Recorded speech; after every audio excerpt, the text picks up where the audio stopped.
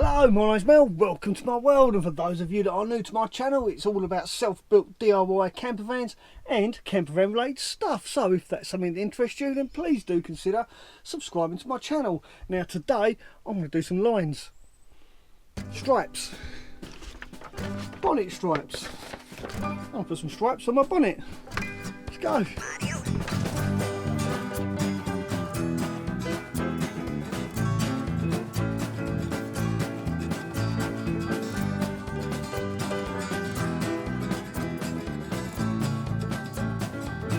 Well, you're probably wondering, why am I putting sticky, stripy stuff all over my van? It's because the DVLA say that I need to put campervan style stickers or decals on my van to make it look like a camper. So that's exactly what I'm doing. I'm putting stickers all over this thing just to make it look like an actual campervan, so that hopefully the DVLA will accept that and allow me to register my van as a campervan, or as they like to call it, a motor caravan.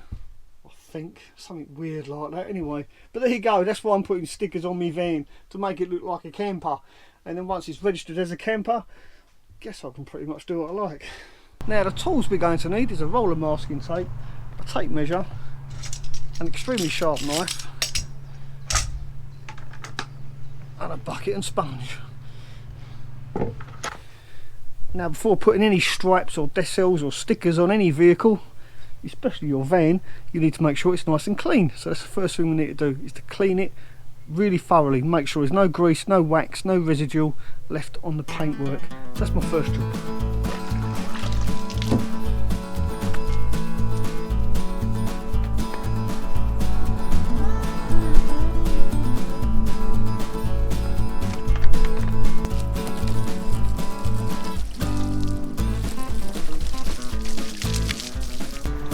And once we've cleaned it, we'll need to dry it.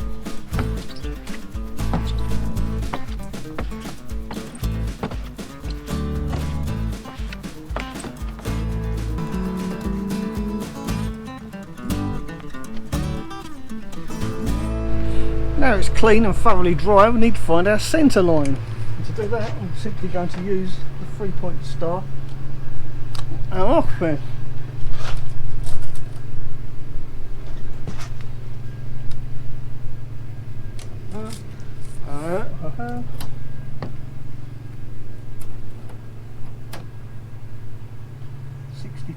So 31.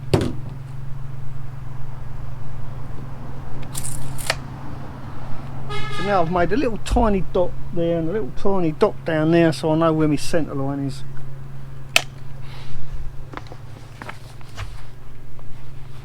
Let's see if it is in the middle. I can't go by the paper on the outside. Hold it up to the light. By the way, you want to do this on an overcast day. Don't do this in direct sunlight. Avoid putting any stickers on your van in direct sunlight, even though it would be useful right now. I think I'll do it the old-fashioned way and just measure it.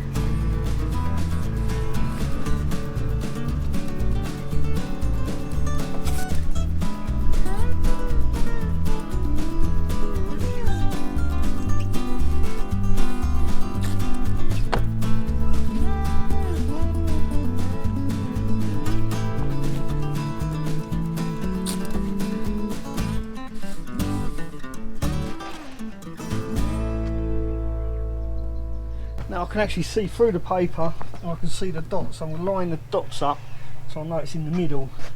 That looks pretty good to me. Not absolutely.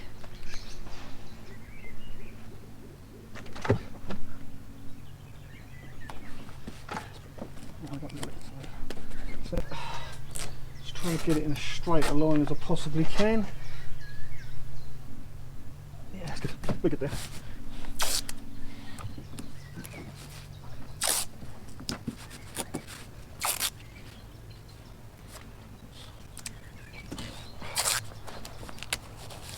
Now you can see what I mean about not relying on the paper to get it in the middle, because there's much more paper on this side than there is this side. And the method I'm going to be using is the folding method. One other thing we need is a water bottle of some description that I can squirt water with. Just got to try and find one. Back in the mo. Now we do need some squirty water because we're going to use the wet folding method. We also need a sharp knife or a pair of scissors. But I'll put both implements in my pocket at the ready. So what we do, we peel the backing off very carefully.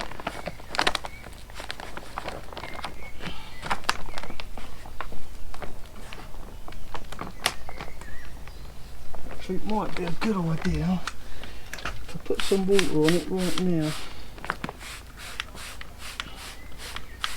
We don't want any accidents, we don't want it sticking to itself. It's quite a big sticker this is, and it's an old one as well. I've had this quite a while. So we peel that back like that. There you go, see, we don't want it sticking on itself. Load it there. Look at this. Make it plenty wet. Get a pair of scissors at the ready. I'm going to use scissors, I'm not going to use a knife. A bit more water.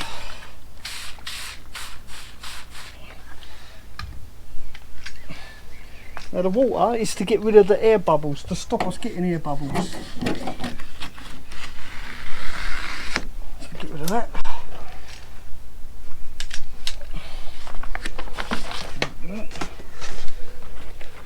And just pinch that, fold it over.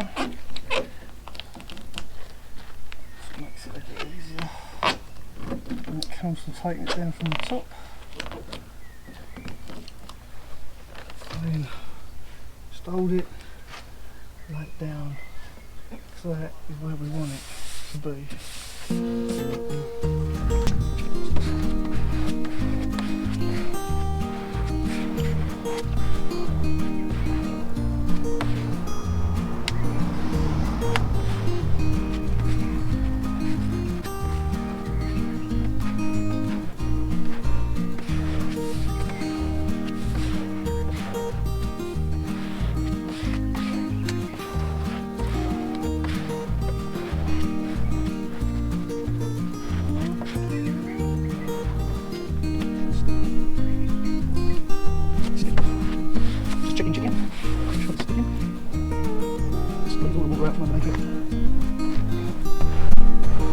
As you force the water out, the adhesive will stick it to the ring.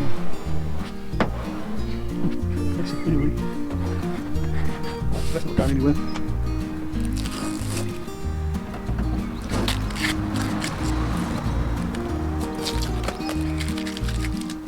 Now, I'll move it back.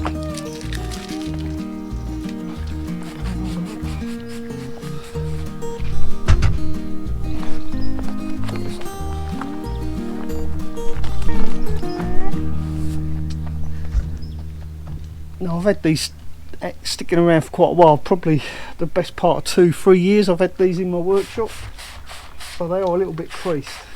So I'm going to put plenty of water on just to make sure I can get those creases out.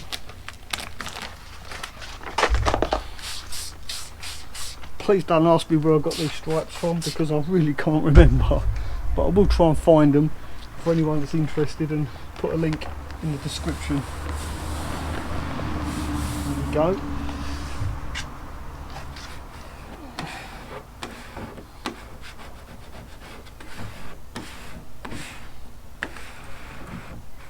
Hopefully I won't get any of those ridges.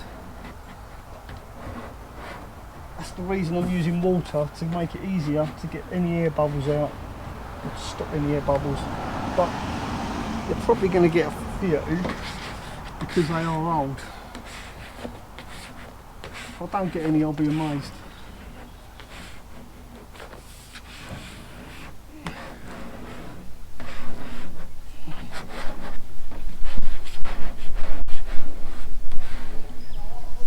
last thing I want is it for to rain.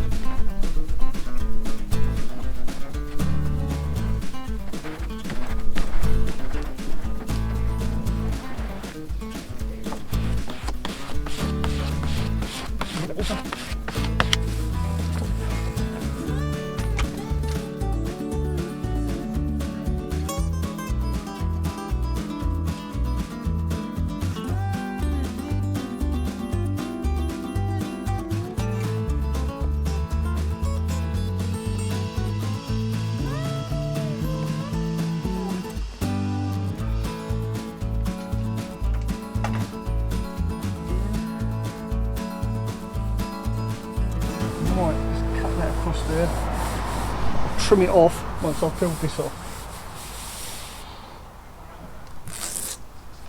Now we should leave this on here for about 15 minutes before we try and peel it off, but I'm not going to do that because I haven't got the patience. I'm pretty confident it's stuck basically.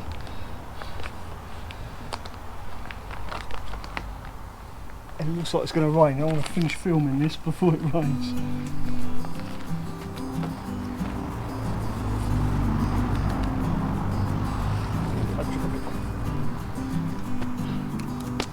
I think I'm going to leave it. I want to read this.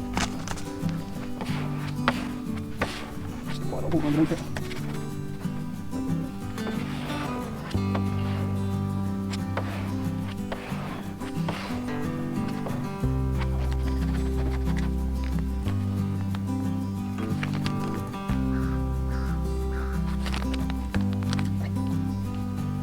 Just not got my patience.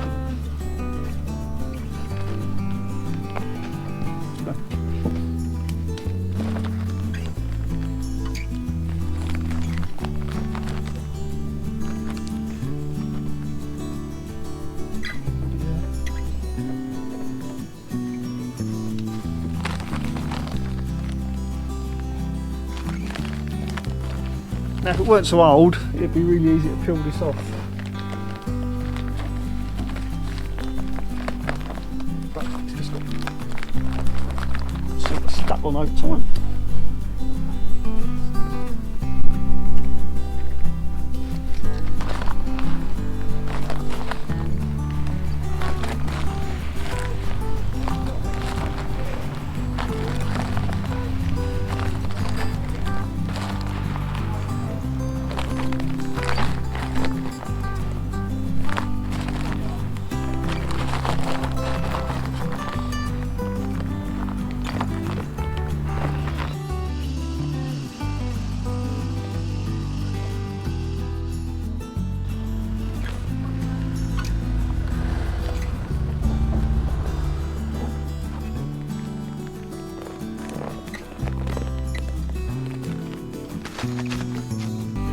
Different, isn't it?